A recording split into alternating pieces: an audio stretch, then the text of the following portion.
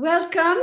My name is Marion Fourcade, and I am the director of UC Berkeley's Social Science Matrix. And I am absolutely delighted to welcome you to today's panel on bankers in the Ivory Tower, the troubling rise of financiers in US higher education. And in fact, it is a great pleasure not only to welcome our distinguished critics, our audience, but also our author today, because he is also a Berkeley graduate. So that's always a very special pleasure here. Charlie graduated from the Sociology department here in 2016. So the book explores the role of finance in widening inequality in recent decades, both in American higher education and in American society at large. So today's event, as you may know and be familiar with, it's part of our Author Meets Critics series, which features critically engaged discussions about recent books by faculty and alumni in UC Berkeley Social Sciences Division. The event is also co-sponsored by the Center for Studies in Higher Education.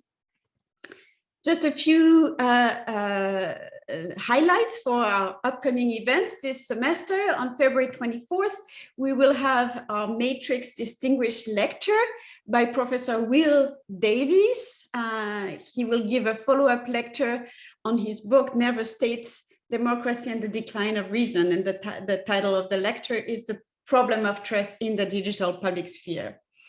On March 7th, we will have another Author Meets Critics event with Professor Martha Wilford on her book, Pre-Colonial Legacies in Post-Colonial Politics. She will be in conversation with Professor Scott Strauss from the Political Science Department and Professor Alberto Diaz-Calleros from Stanford University. And we have many more exciting events this semester. So just sign up for our newsletter and follow us on Twitter, as we must say these days. All right, so finally, I will introduce our moderator, Jenna Johnson-Hanks. So I'm very delighted to introduce her. She's right there on your screen.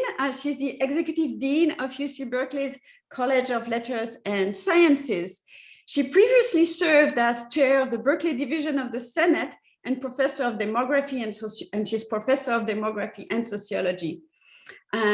Jenna is a cultural demographer whose empirical work focuses mostly on family variation and change, with a focus on whether and how intentions matter, especially in context of uncertainty.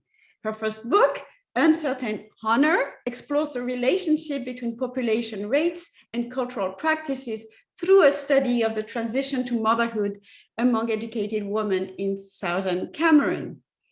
Jenna Johnson-Hanks has also published a co-authored book on understanding family change and variation toward a theory of conjunctural action in 2011. And her third book, How We Count, which I am really awaiting with great anticipation, is forthcoming.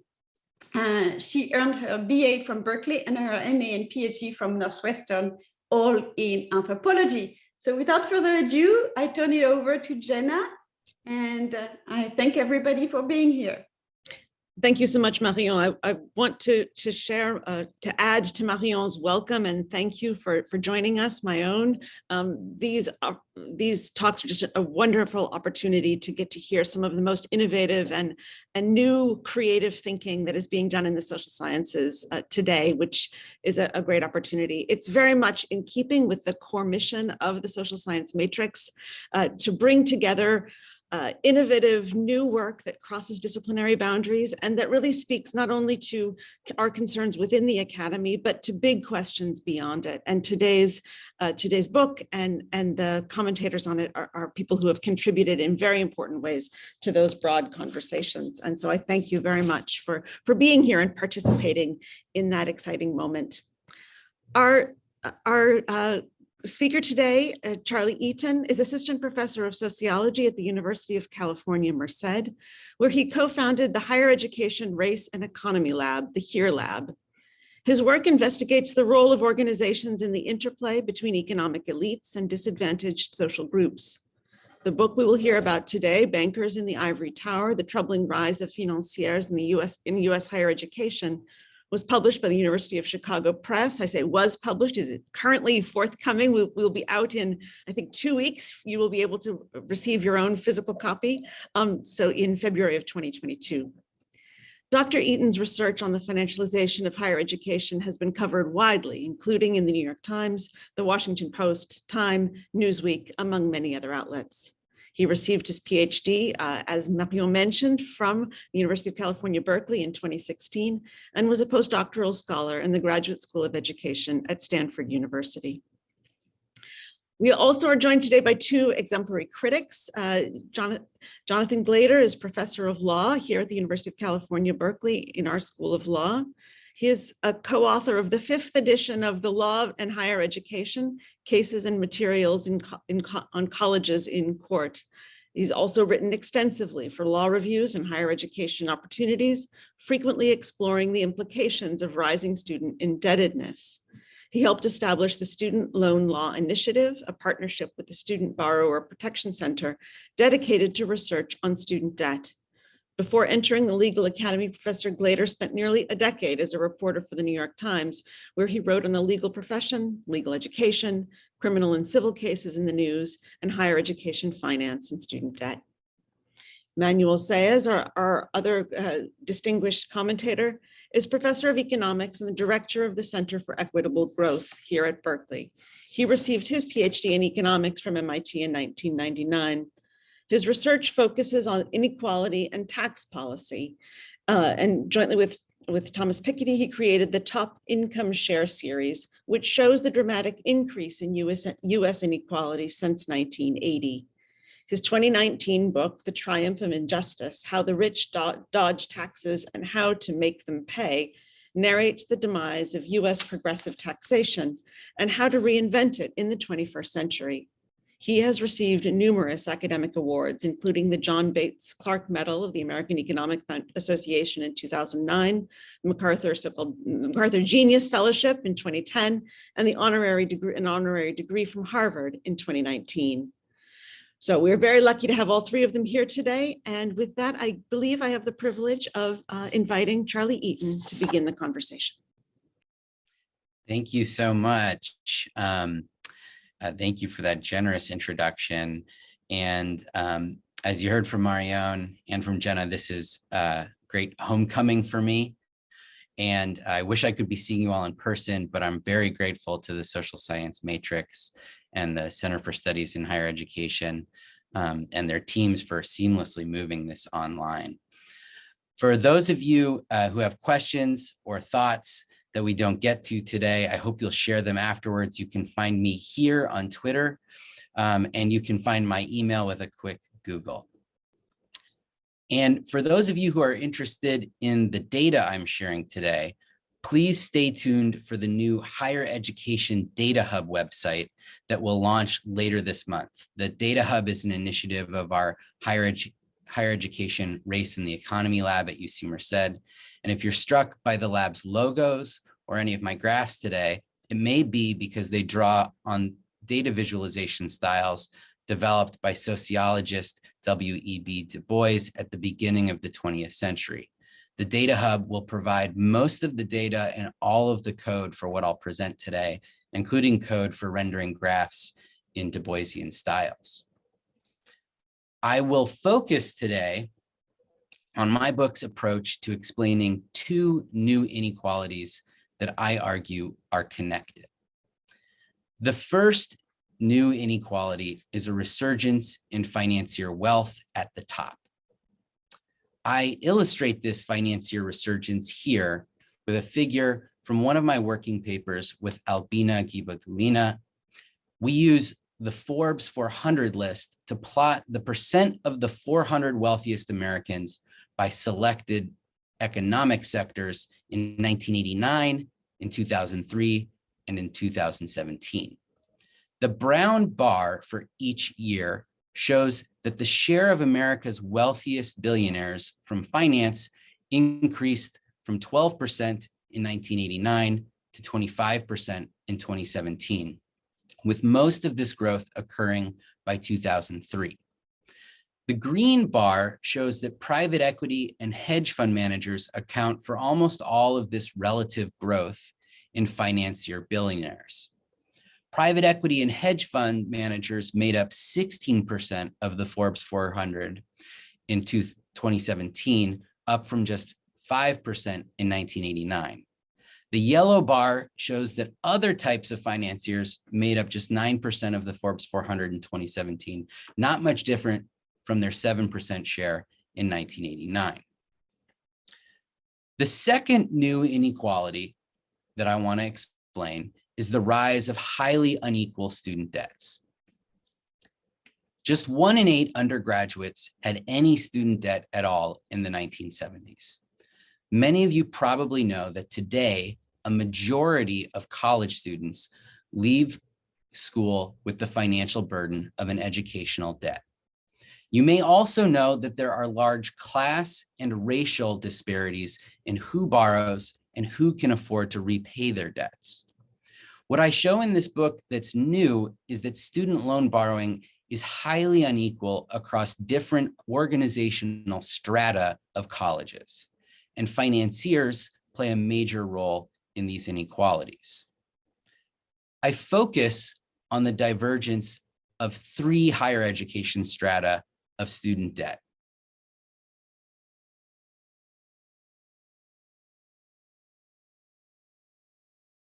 Are public universities that enroll 65% of all bachelor's degree seekers in the US, and a majority of whom borrow. At the bottom are for-profit colleges whose students are overwhelmingly working class and disproportionately Black, and whose students have the most debt. We can see the divergence of these 3 higher education strata of student debt here by plotting the percent of first-year students with 0 educational borrowing from 2000 to present. These are the only years for which there are comprehensive school-level data. Private institutions are plotted with diamonds. The blue diamonds break out the Ivy League Big 3 of Harvard, Princeton, and Yale, plus Stanford, all of which have adopted loan-free financial aid in the last decade. As a result, we can see that today, more than 90% of students at these schools are now debt-free. The red diamonds plot the other top 30 private universities in the Times Higher Education rankings. At those schools, the percent of students who are debt-free increased from under 50% in 2000 to almost 70% in 2020. Public universities are plotted with circles. Berkeley is plotted in black, showing that Berkeley has actually increased loan-free financial aid to the point that it is somewhere in between the top 30 private schools and the big 3 plus Stanford, with 80% of Berkeley students now debt-free. I will say a little bit more later about how this is encouraging, because Berkeley is very different from the big 3 in its size and its economic diversity.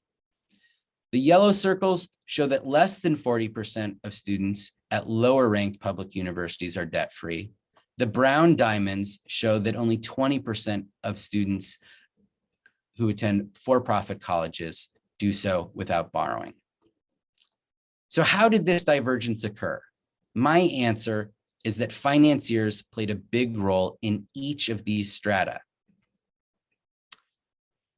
And I also argue that the roles of financiers in each strata suggest more general mechanisms in the broader financier resurgence. Both in broader financier resurgence and in the case of student debt, policy change was a prerequisite for the new inequalities. The policy changes were principally tax cuts and financial deregulation.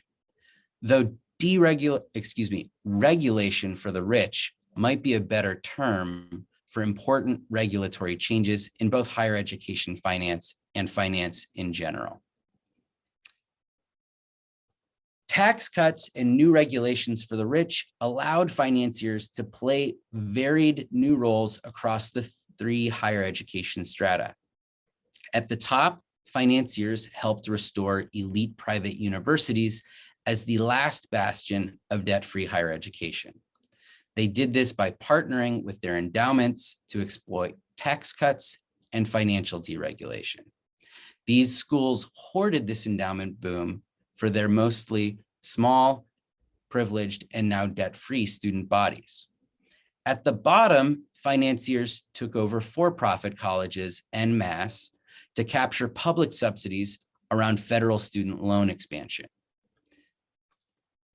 In the middle, public universities were squeezed by these tax and subsidy diversions to the top and bottom strata, though we've already seen some encouraging signs for how Berkeley has navigated this squeeze. What exactly were the new policies that I would call regulation for the rich in higher education? A critical and mostly overlooked policy shift was the 1992 Higher Education Act reauthorization and a few legislative tweaks to that bill in 1993 and 1994.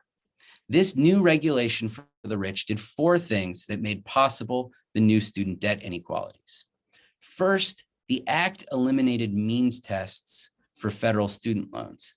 Before this, only lower income students could borrow using the main federal loan program.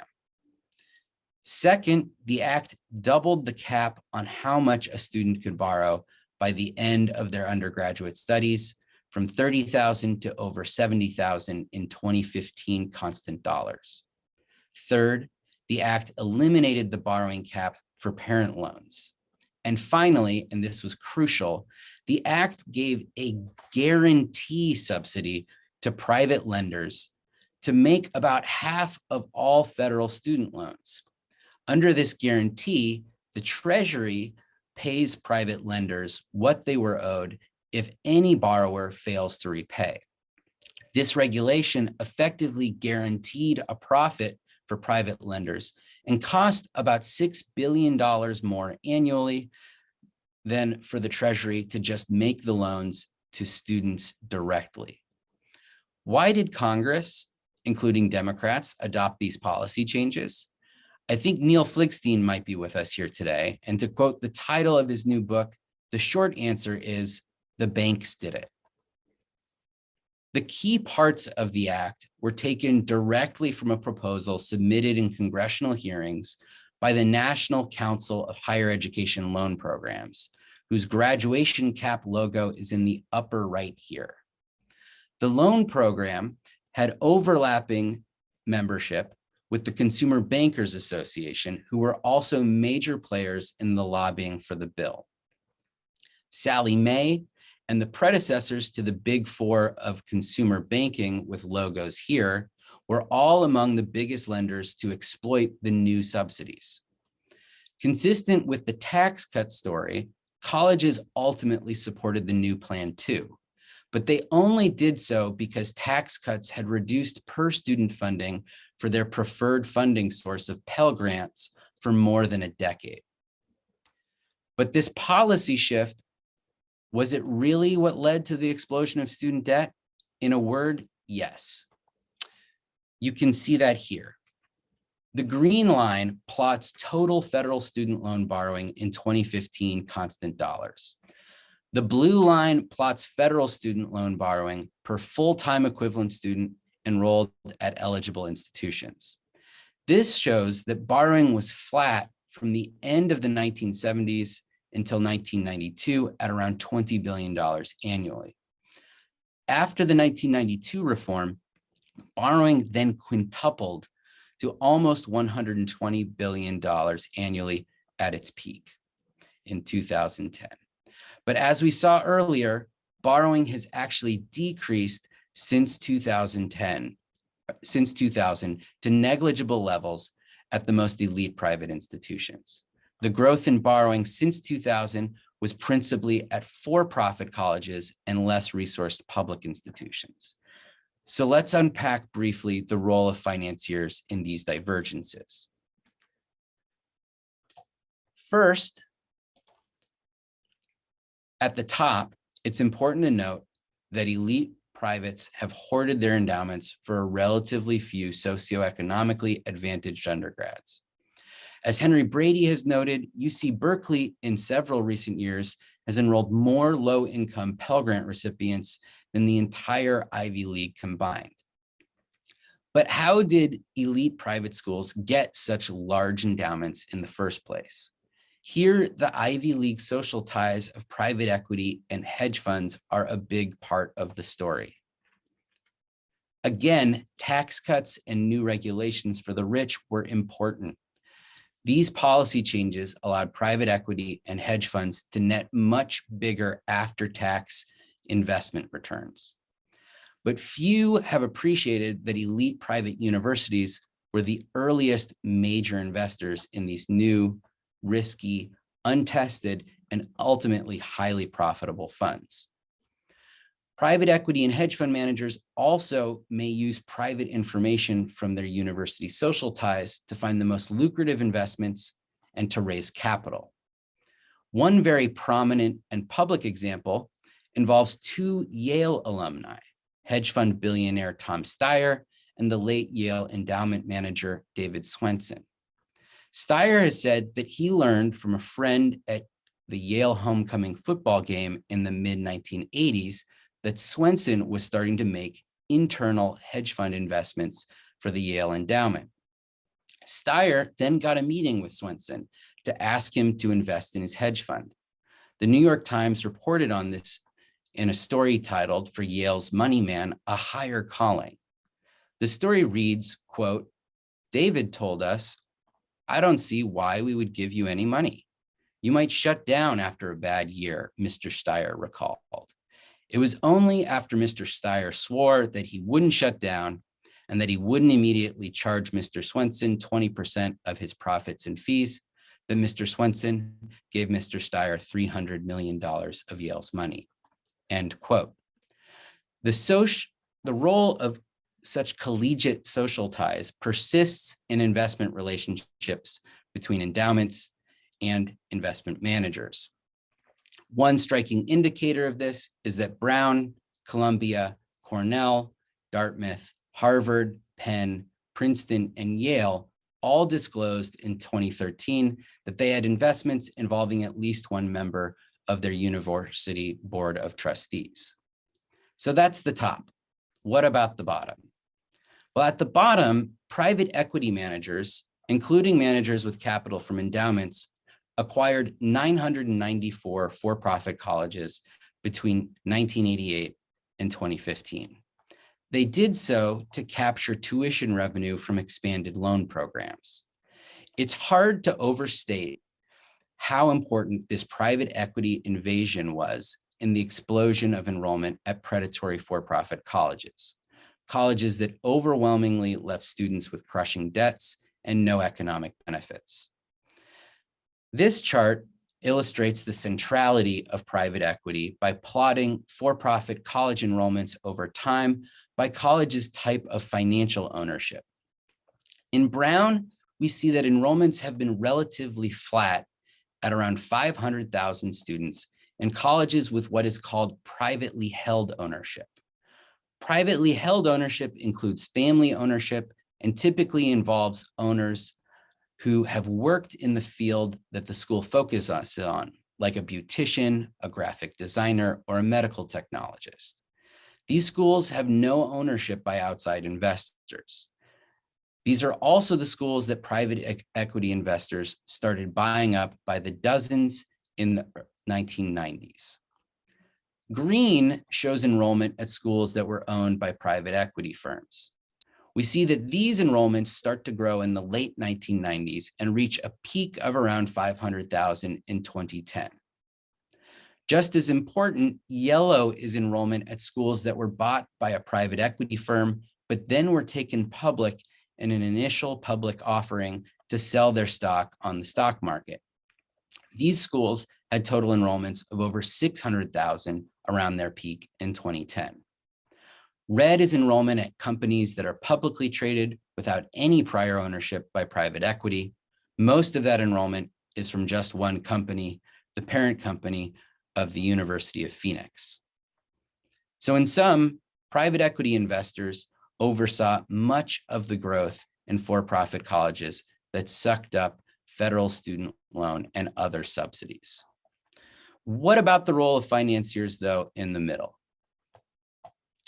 In the middle, the impact of financiers mostly came from the ways that they captured tax cuts and subsidies at the top and the bottom. This resource capture diverted resources away from public universities. One way to see this in California is to look at how overall tax revenue as a share of GDP declined from a peak of almost 6% in 1980 to just under 4.4% in 2013. Much of this decline in state revenue involves the much lamented change to property taxes under the 1979 ballot initiative Prop 13. But less appreciated is that private equity investors are some of the most effective financial engineers at manipulating property tax assessments to minimize their property taxes under Prop 13. Private equity passes along to endowment investors a share of the earnings retained from such tax avoidance. The same is true for private equity earnings retained from capital gains tax cuts and from tax avoidance that exploits state and federal carried interest loopholes. This graph shows, however, that California finally ended its relative decline in tax revenue by passing the Proposition 30 millionaire tax in 2012. This tax applied to many high earners beyond those who work in the state's financial sector, but it did increase tax revenue from financier income, including capital gains income for venture capitalists in the state. And a state budget agreement around this new tax actually dedicated a substantial share of the new revenue to freezing tuition at the state's public universities, a factor in declining student debt at UC. Proposition 30 funding for the tuition freeze is not the only example of how resources have been redirected back to publics in recent years. California also moved around $50 million annually in Cal Grant subsidies back to public and nonprofit students through a 50% reduction in Cal Grant funding to for-profit colleges. And perhaps the largest redirection of public resources is a $6 billion annual increase in Pell Grant funding that the Obama administration budgeted by eliminating the guarantee subsidy to private lenders for student loans in 2010. How might we go beyond these important but partial steps in the right direction? To close, I think that a better future is possible if we mobilize a more diverse and inclusive public university to reimagine finance from below. I place higher education in parentheses here because more equitable higher education finance is probably only possible as part of a more equitable overall financial system.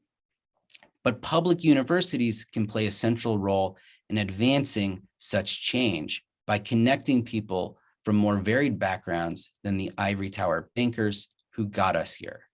In fact, public universities, including Berkeley, are already doing this in many ways. The millionaire tax and tuition freeze of the last decade got a critical boost when over 10,000 UC Berkeley students walked out of classes in 2011, setting off a wave of protests against tuition and student debt. The tax increase and tuition freeze were ultimately negotiated by a range of University of California leaders and alumni like UC Student Association President Claudia Magana, California Federation of Teachers President Josh Pestalt, Governor Jerry Brown, and California State Assembly Speaker John Perez. More recently, Jonathan, who you'll hear from next, co-founded the Student Loan Law Initiative with his UC Irvine colleague, Dalia Jimenez, and a partnership with the Student Borrower Protection Center. These public interest and academic law networks have provided critical expertise and more for a regulatory crackdown on investor-owned for-profit colleges and for an array of policy strategies to cancel or reduce student debt. And you might know that Emmanuel and one of his UC Berkeley economics colleagues have done crucial work in devising the tax proposals of another legal academic to rewind the accumulation of financier wealth. So it's a great honor to speak with them and with all of you today. I hope that some of what I've shared is helpful for these larger projects for social equity in higher education and in finance, and I'm excited to learn from you all. Thank you. Thank you, Charlie. That was just really inspiring. Audience, you should feel free to start putting your questions in the Q&A. Remember, the chat is for asking if you have technical problems or you need to communicate with us. The place to put your questions for our speakers is the Q&A button at the bottom of your Zoom screen. Thank you, Charlie. And with that, I have the pleasure of turning the floor to Jonathan Glater. Hi, good afternoon, everyone, and thank you for joining us. And thank you also to the organizers, Dr. Eaton, for inviting me to participate in this event today. It's really a pleasure and an honor, and I expect to learn more from the conversation than I even learned from the book. It's difficult to overstate the corrosive effects of money in the financing of higher education, right? It affects grading, because students are not paying for D's and C's and F's, they're paying for A's. It affects credentialism, the view of higher education as the possibility of accumulating a token that enables you to earn more money. It potentially corrupts admissions. It's been spectacular in the news headlines recently, where wealthy people have essentially bought admission to highly selective institutions for their children. It affects institutional behavior, right, in terms of allocation of resources across the humanities relative to areas of study viewed as more practical, quote unquote. It affects, as Dr. Eaton has alluded to, inequality of opportunity in the form of increasing student debt, which not only may discourage students, but then slows the possibility of socioeconomic advancement for students after they graduate. It contributes to a scarcity problem that is really artificial. It's a political choice rather than a mandate that there's not enough slots for everyone who might want to pursue higher education to be able to. It contributes to consumerism, the view of higher education as a product to be purchased, and the people and entities providing it as marketeers. And overall contributes to this conception of higher education as a private good rather than a public good, potentially of benefit to people beyond the individual receiving the education. And what Dr. Eaton's book does is help trace the development of this idea about higher education finance and reminds us these historical developments are not an abstract phenomenon, right? Often we as scholars, and I include myself in this, take systems and structures of finance as given and start by analyzing the effects as I just did. But of course, these structures are built, and Dr. Eaton has excavated an underattended, I would argue, history of relationships, social, personal relationships, political alliances forged of common financial interests. Particular people at particular times in particular positions of power contributed to the construction of our massive and massively complex web of public, meaning governmental, and private institutions that make up our higher education financial complex. That is, people and ideas helped to shape this world, okay? That these social networks, right? What Dr. Eaton describes as social wiring, contributed to its creation. One contribution of the, I should outline my remarks. So I want to provide an assessment of the contribution of the book first. I want to provide some perspective on the role of law. And then I want to close, much as Dr. Eaton did, with imagining some possibilities for the future. So let me start with the contribution of the book. It's the effort to classify intangible human relationships, right? To locate the behavior of people in the world of finance and college and university governance in a theoretical scheme. But the challenge for us as readers is to figure out what to do once we classify a specific relationship between an investor and a board member, for example. How can that inform advocacy, regulation, legislation, community organizing, perhaps? This brings me to a specific perspective I want to emphasize in Dr. Eaton's work. It's also relationships between investors in college and universities and the legislators that passed the laws that created the environment in which people in this book operate, right?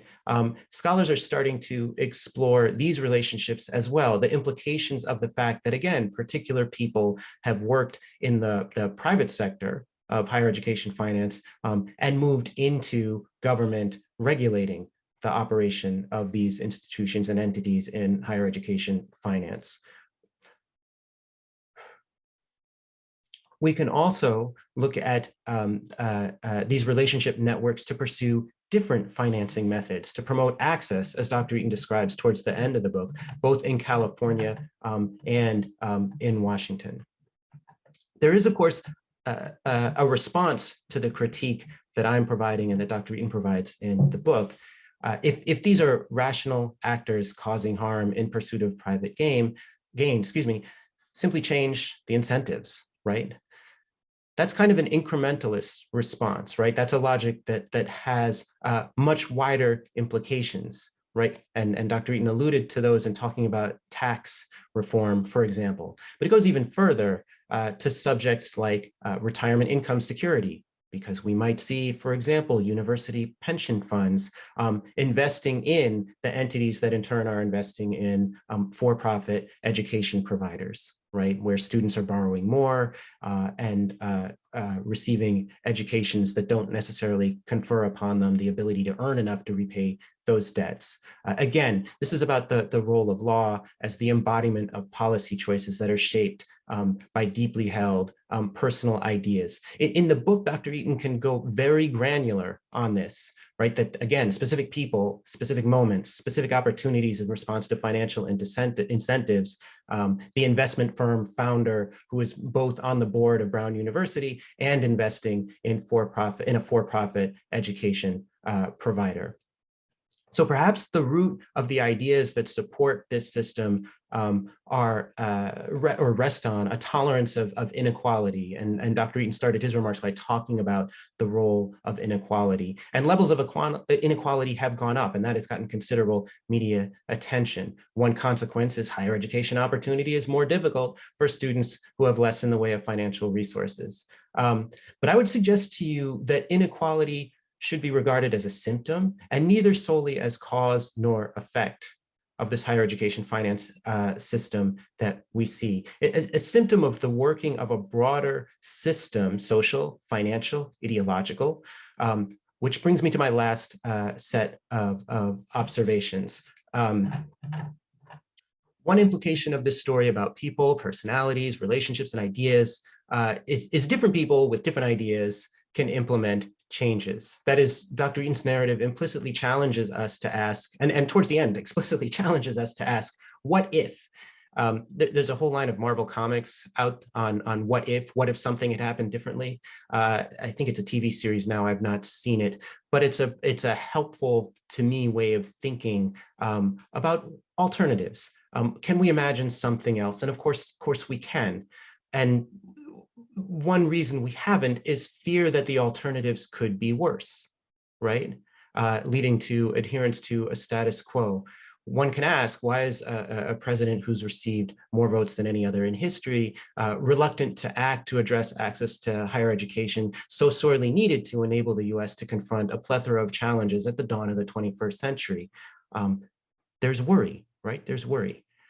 This event, and I mean us gathering in this Zoom room today, is so important, and Dr. Eaton's work is so important because it provides an opportunity to get the historical and analytical platform necessary to have intelligent conversations about what if. That's how ideas get out there. That's how they spread, evolve, multiply. And I look forward to the conversation that we'll have in the coming moments to do just that. Thank you. Jonathan, thank you for those extremely engaging and thoughtful remarks. And I now have the pleasure of turning the microphone to Emmanuel. Thank you, Jenna. Congratulations, Charlie, for putting together this fascinating book on the role of finance in the higher ed education sector in the US. So let me step back a little bit. So education is one of the pillars of the social states that have developed mostly over the 20th century, whereby the government is going to fund and provide education for the population at large. So it starts, of course, with K-12 that only develops, thanks to government funding and compulsory schooling laws. And it transitions into higher education, in the second half of the 20th century. But everywhere you look at, mass higher ed education is only possible through government funding. That is, absent government funding, in creating universities, paying for students, for the costs, of providing the education, you only have a few private institutions that are basically only going to serve the elite. And in the United States, you can see the GI Bill after World War II providing free education for veterans, so mostly men, but really driving up college attendance. And that, more specifically in California, you see it through the master plan that Glater worked out in the early 1960s to really expand universities, public universities in the state of California. So it is also the case that higher education has really become the route to economic opportunity. So with Rashchedi, we had put together data on where are the students, what is the family background in terms of income of students at each higher ed institutions, and where do the students end up in the distribution. And in that data, you can see clearly that if you reach a good higher ed institution, you are very likely to have a good economic success regardless of your parental background. In other words, if you get to a good school, the advantage of the parental background is muted a lot. But of course, the inequality is in who gets access to the good higher ed institution. And that's where the inequality here in the US is truly massive, with the best schools, having, almost 3/4 of their kids coming from the top 10%. And even a place like Berkeley has about half of the kids coming from the top 10%. Now, so if government is so essential for higher ed, why is that the case? And that raises actually a puzzle for economists. Myself, I'm an economist, because the way you would think about higher ed education, it's not obviously a public good in the sense that it benefits the student, right? That is, you get a better jobs if you get a better education, and it can be potentially supplied by the private market. You have a long history of nonprofit education, and possibly for-profit educations can jump in. And you might say, but how would a low-income student pay, for front the money to pay for education? Well, you can have guaranteed loans, okay? And really the US, you can see that taking, those ideas that come from the narrow economic model and applying it to the higher ed sector, as Charlie described. And the book that Charlie has put together is really a fascinating case study for why that theory really breaks down. That is, what's wrong about that narrow economic reasoning. So let me talk a little bit about the three tiers: the bottom, the middle, and the top. Essentially, what happens at the bottom is that the students are not able to assess the quality of higher education. That is, they can be fooled by well-crafted advertisement, recruiters, especially when those schools can use the loans provided by the government to say you don't have to pay anything upfront. Okay, and what is even more striking, so we knew from the literature that for-profit had become predatory, but the work that Charlie Eaton did with co-authors, and that's discussed in the book, really showed that injecting extra for-profit motive into the for-profit higher education system made things substantially worse. That is, it was possible for private equity to jump in and change the way, take control of those schools and change the way they were operating to really further increase, the predatory nature of the schools. And it is striking, that government retrenchment with less funding for community colleges or public school leads, to the blooming of the for-profit predatory school, and that is obviously highly detrimental for opportunity and for inequality in general. So you have a demonstration a contrario for why it was crucial to have government,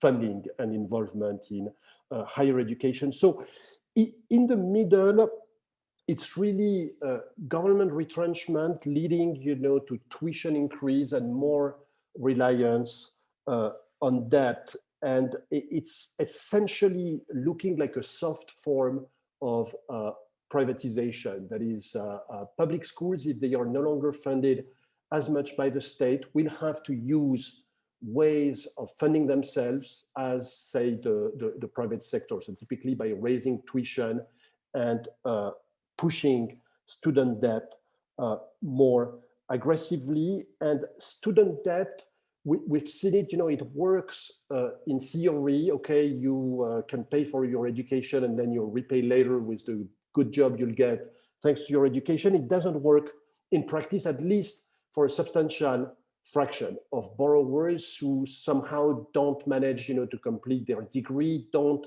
land a good job and find themselves with a burden that cannot be shared because it's extremely hard to discharge those student loans, so much that the system is not sustainable, right? I mean, the student loan interest have been suspended during COVID, and it's going to be very hard, I think, for the administration to allow them to resume.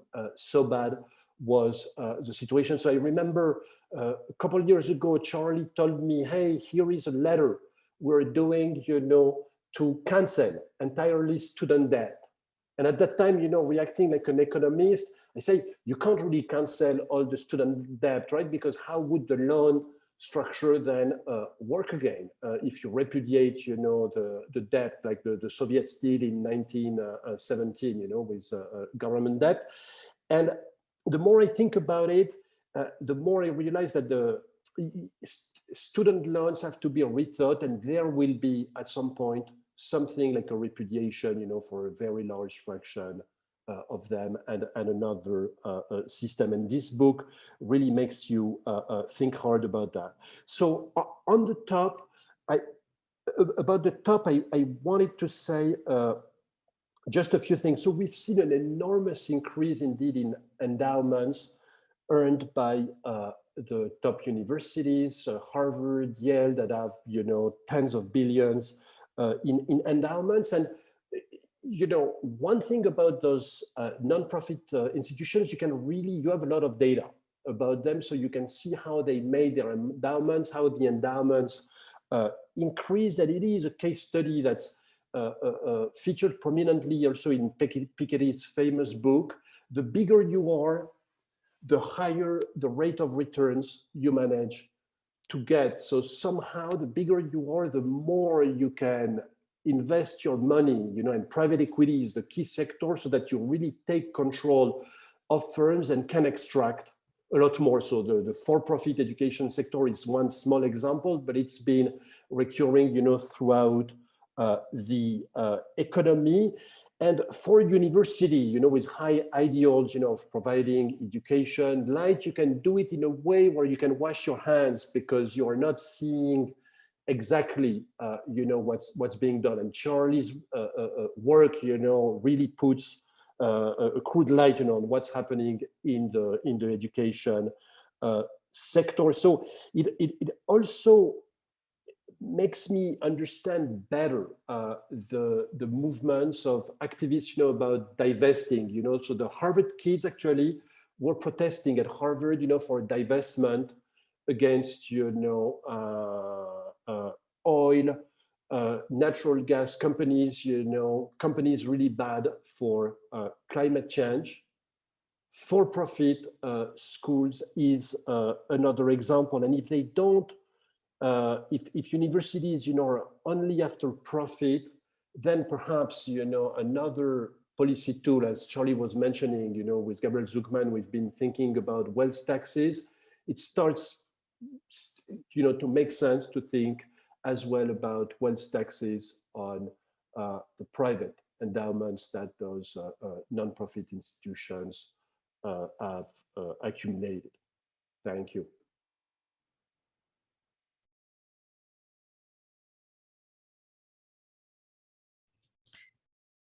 Thank you, Emmanuel. Those were very engaging and provocative comments. And I think with that, I have the privilege of returning the microphone to Charlie to respond.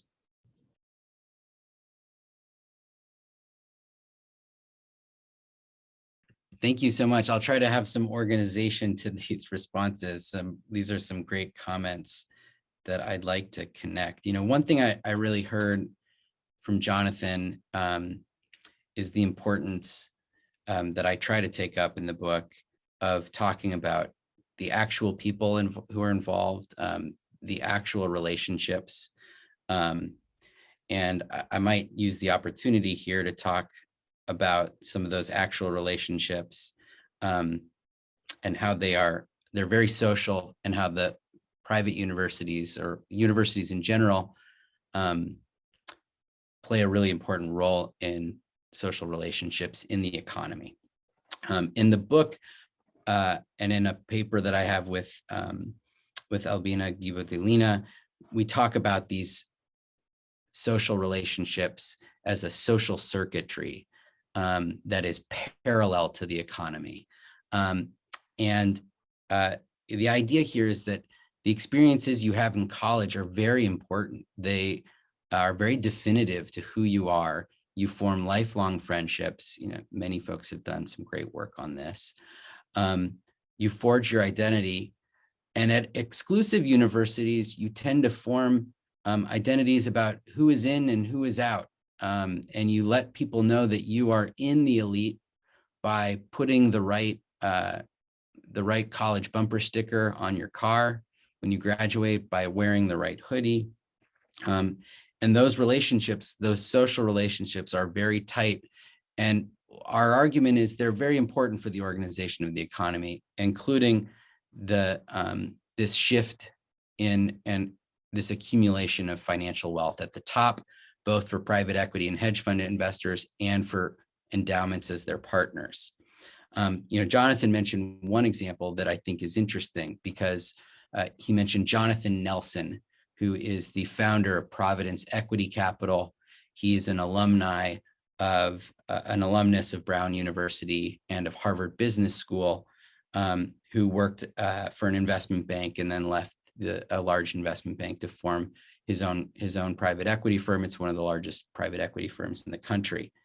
And he is somebody who very much thinks of himself as an educational philanthropist. He he signed the Giving Pledge to give away much of his wealth. He's on the board of Brown University. The recreation center is named after him there because he gave a $50 million donation for it.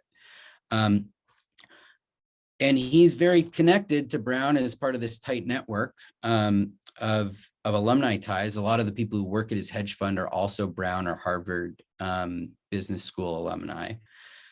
But he also, his biggest impact on higher education involved a bunch of people that he wasn't very connected to. And I don't think that he or the endowments who invested in him necessarily were setting out to inflict pain or poor outcomes on low-income students, but the main way he impacted the US higher education system is that he and his firm financed the largest for-profit college buyout in 2006 when they and Goldman Sachs acquired EDMC. EDMC runs the Art Institutes chain in the US. And the Art Institutes chain, they acquired EDMC for, I believe, $2.6 billion, something like that. It enrolled hundreds of thousands of students in the period when he owned it. During the period that he owned it, as his firm was trying to run up profits and run up enrollments, graduation rates were abysmal, student loan repayment rates were terrible, student loan defaults were terrible.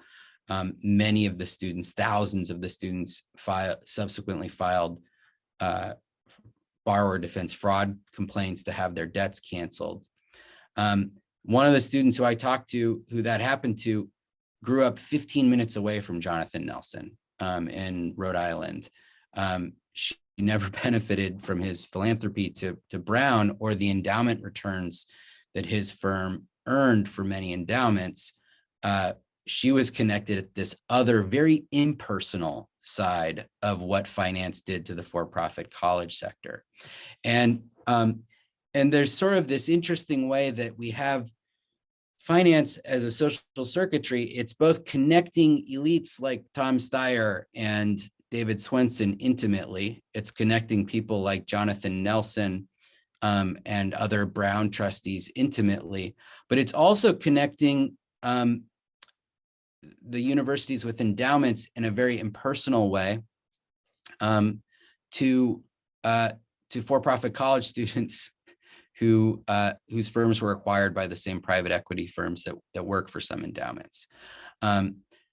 Endowments didn't cause what happened in the for-profit college sector, but the financial earnings were mechanically connected in this impersonal way.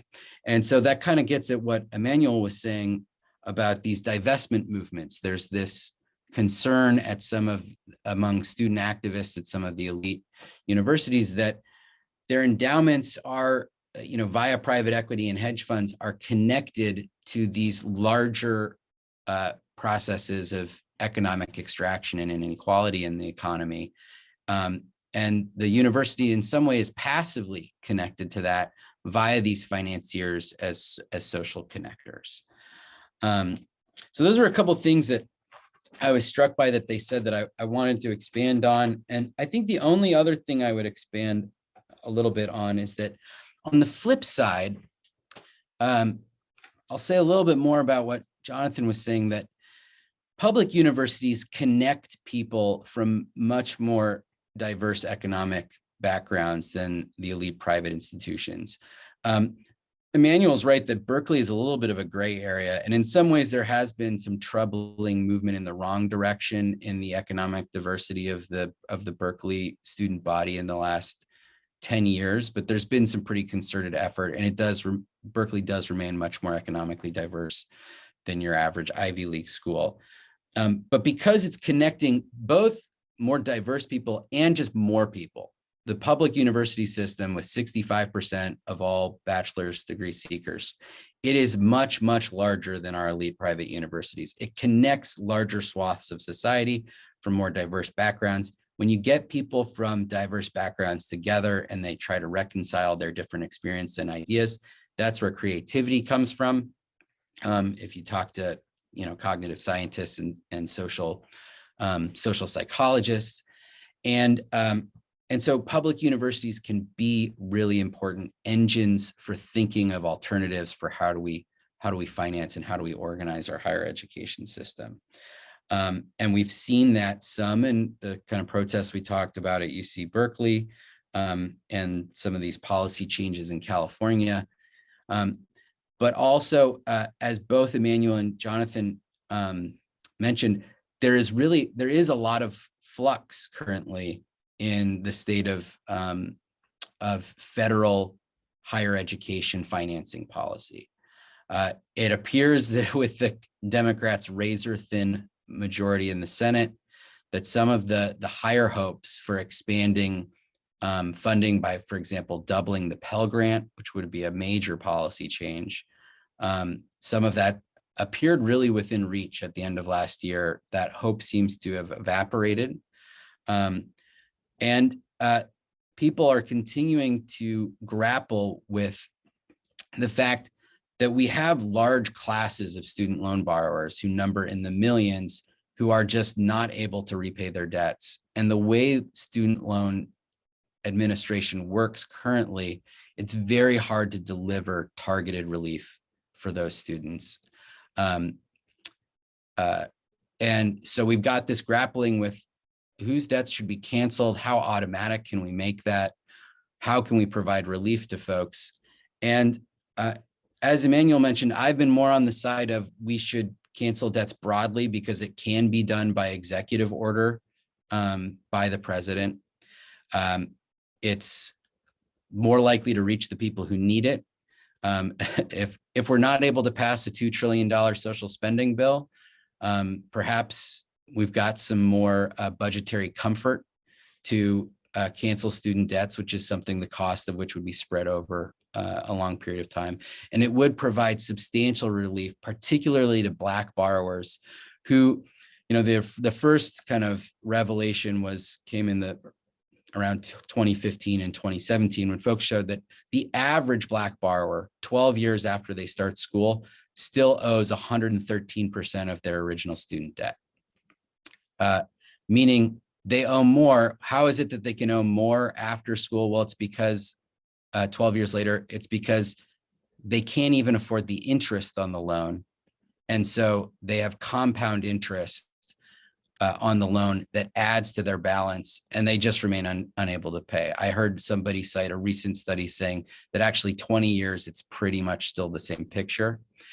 And a lot of that has to do with the racial wealth gap, but it's not just Black borrowers, it's other Americans who have a similar lack of household wealth. And because of this, it limits mobility and the ability of people to build household wealth. Because if you have a bad credit score from a student loan that hangs on your books for 25 years, you can't get a loan to buy a car, you can't get a loan to buy a house, you're less mobile to go find a job, you can't invest in ways that will build wealth. So it has these sort of reverberating consequences. And while the Biden administration has not yet canceled debt at a mass level, as Emmanuel mentioned, they have extended this student loan pause on interest collection for more than a year now. It was paused for almost a year under the Trump administration. Now it's been extended for more than a year. And that actually is a form of mass student debt cancellation, because if you're not accumulating interest, it ends up being something on the order of I can't remember the exact amount, maybe $40 billion a month that is effective. No, I think it's more on the order of $100 billion a year. I did the math on this recently, but I don't have it in front of me. It's something on the order of $100 billion in debt per year that is canceled because accrued interest isn't added to people's books. At the same time, the Biden administration has done some things to do targeted debt cancellation of about $10 billion. And they're exploring other things, but it's very much a situation that is in flux, even with the deadlock in Congress. So I'll stop there. I think it's an exciting moment, and I'm excited to hear people's questions and comments. Thank you so much. Thank you so much, Charlie. That was really wonderful. And you began actually to answer some of the things that are coming in the Q&A. We've got a whole range of interesting questions coming in, and I'm just going to start early on. One of the very first questions that came in is about this category of public and private. And the questioner is asking if you could trouble that distinction Sure. for us a little bit, thinking about some of the ways that private institutions have received public benefits, and also that public institutions have been engaging in increasingly private looking transactions. Great question. I love that. And that was actually part of Emmanuel's comments that I didn't really get to. So that's wonderful. Yes, this is one of the things I lie awake at night worrying about, troubled about, as you say. And I would say, there's two things. One thing is that the categories aren't perfect. Not all public universities are the same. Not all elite public universities are the same. Berkeley is not the same as UC Merced or UC Davis, which is in the top 30, I believe. Berkeley, in that those, our schools are much more economically diverse and to some extent more racially diverse. Berkeley is also not the same as the University of Virginia or the University of Michigan, which are less economically diverse than Berkeley. And certainly not all public universities have had as much success as Berkeley has in reducing the amount of student loan borrowing. So these categories are not as monolithic as, I make them in order to tell an effective story. And we do need to critique them and pull them apart and see if we can put them back together. A big problem here is that Berkeley can raise revenue, for example, by enrolling out-of-state students and enrolling international students. And I say that's a problem because Berkeley can use that revenue from that tuition to effectively subsidize debt-free enrollment for lower income students, including lower income Californians.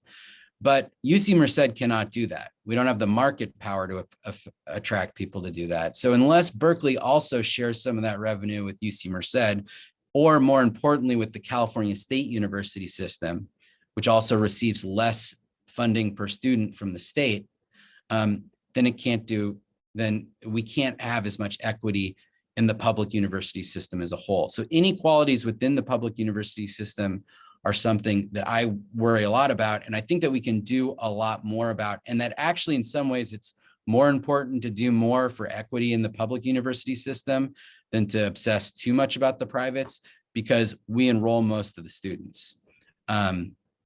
So it's a little bit myopic for us to worry about what's going on at Harvard and Princeton because they don't enroll any undergraduates.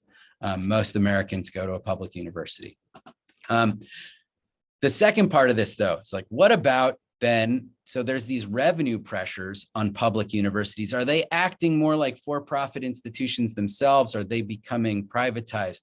And, I've had a long conversation over more than a decade with Bob Shireman, who's a great public servant, a former deputy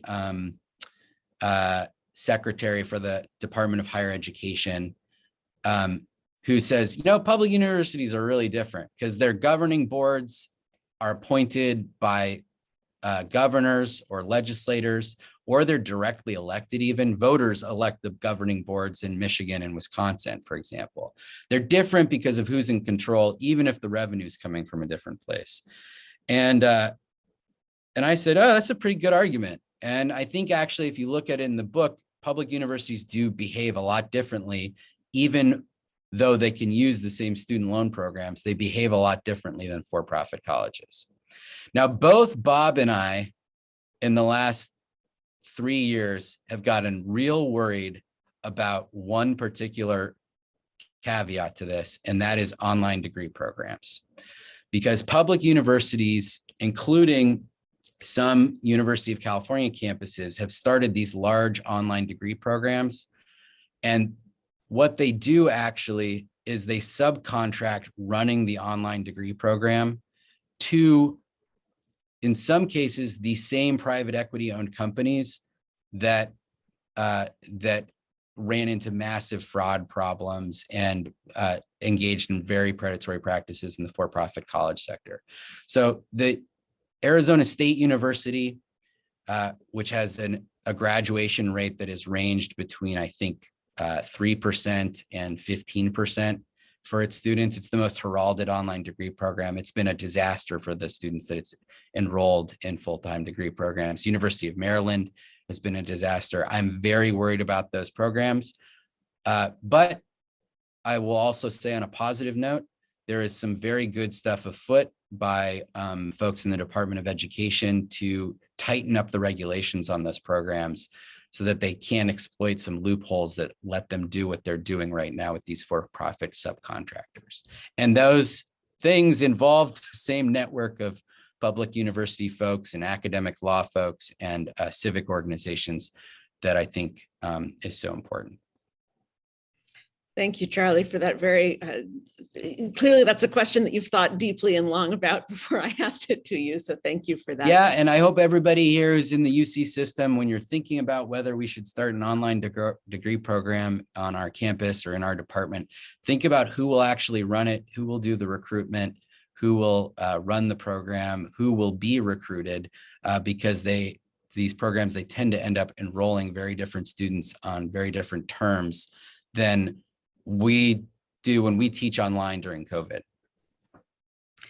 And actually, I got to say one other thing, because I have a research project with Laura Hamilton at UC Merced, who's the co-founder of the Higher Ed Race in the Economy Lab, and we'll have some great papers coming out on that soon. Okay, well, we're not going to get through. We only have time really for one more question. We're not going to get through the Q&A. You're going to have to answer these people individually later on, I guess, is going to be your homework. But or maybe we can combine questions, whatever. Yes, there are three questions that touch on a related issue, which is around the influence that financiers have had on the research agendas of universities. If you could speak a little bit about, I guess this really touches on some of Marion's work about whether there has been, you have seen consequences for how we do our scholarship. I am not an expert in that. I would not say that I really study that in this book. I worry about it. You know, we had, there was a private equity financier who was backing the Trump allegations about the false Trump claims about vote counts. That was, they fund seminars regularly at different schools, including they funded one at UC Merced. I was very grateful that when I pointed that out to our vice chancellor for research, they immediately unnamed that. And you know, that stuff happens. I'm not an expert in that, so I wouldn't say much more. The one thing I would say is public universities and faculty are almost never as monolithic as we might think. So just like folks said, can we problematize that category of public and break it apart? You know, not all faculty are marching in lockstep. Often working in a university, I wonder if anybody's in charge. So I do think that because of the sort of decentralized and fragmented nature of a university, which is part of its university strengths, at least in public universities, that is a bit of a check against anybody buying the research agenda. But that sounds like a great research project that people should explore. Well, I'm afraid we're at time now. So I want to warmly thank you for this extraordinary book and these exciting thoughts. And thank you, Jonathan, and you, Emmanuel, for your engaging and rich comments. And thank all of you, our viewers and participants, for these great questions. Charlie's going to have to answer a bunch of them offline because they're so many and so rich. Marion, are you going to say the closing word on behalf of the Social Science Matrix? I hand it back to you. I just want to thank everybody again. You know, I'm always very proud of Matrix panels, but you know, this was truly miraculous as a conversation. We had some very big picture thoughts, but also, you know, very empirical, concrete details. And, you know, this is the best kind of conversation to have. So thank you, everybody, for being here. Thank you, Charlie, Jonathan, Emmanuel, and Jenna for this wonderful panel. And I hope to see you again for the next one. Thank you.